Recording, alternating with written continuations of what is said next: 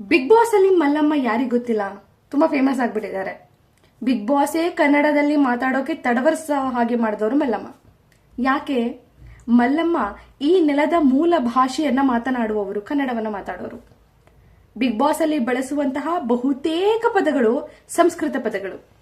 ನಿರ್ಬಂಧಿಸಲಾಗಿದೆ, ನಿಷೇಧಿಸಲಾಗಿದೆ, ನೀವಿನ್ನು ನಿರ್ಗಮಿಸಬಹುದು, ಎಷ್ಟು ಪದ.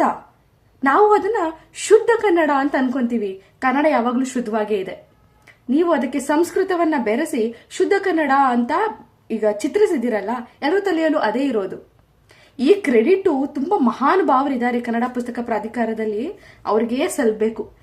ಎಷ್ಟೋ ಕನ್ನಡದ ಪದಗಳನ್ನ ಸಾಯಿಸಿ ಸಂಸ್ಕೃತ ಪದಗಳನ್ನ ಒಳಗೆ ತುರುಕಿ ಇದನ್ನ ಕನ್ನಡ ಪದಗಳು, ಇದನ್ನ ಮಾತಾಡಿದ್ರೆ ಕನ್ನಡ ಶುದ್ಧ ಕನ್ನಡ ಅಂತ ಅನ್ನೋ ತರ ಮಾತಾಡ್ತೀವಿ. ಎಷ್ಟೋ ಸತಿ ನಾನು ಬಳಸಿದೀನಿ, ಬಳಸ್ತಾನೆ ಇದ್ದೀನಿ. ಮಾತೃಭಾಷೆ ಅನ್ನೋದು ಕನ್ನಡ ಪದ ಅಲ್ಲ, ತಾಯ್ನುಡಿ ಅನ್ನೋದು ಕನ್ನಡ ಪದ.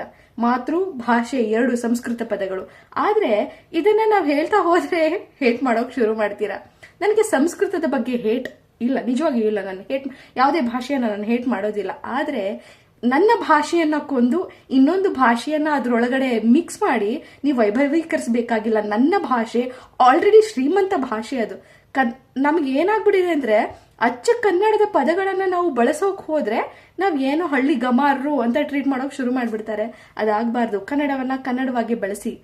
ಉತ್ತರ ಕರ್ನಾಟಕದ ಕನ್ನಡ ತುಂಬಾ ರಿಚ್ ಆಗಿದೆ, ದಕ್ಷಿಣ ಕರ್ನಾಟಕದ ಕನ್ನಡವೂ ತುಂಬಾ ರಿಚ್ ಆಗಿದೆ. ಆ ಸ್ಥಳೀಯ ಭಾಷೆಯಲ್ಲಿ ಮಾತಾಡೋದು ನಮಗೆ ಕೀಳರಿಮೆ ಇರಬಾರ್ದು. ಅದ್ರ ಬಗ್ಗೆ ನಮ್ಗೆ ಹೆಂಗ್ ಅನ್ಸುತ್ತೋ ಹಂಗೆ ಮಾತಾಡೋಣ.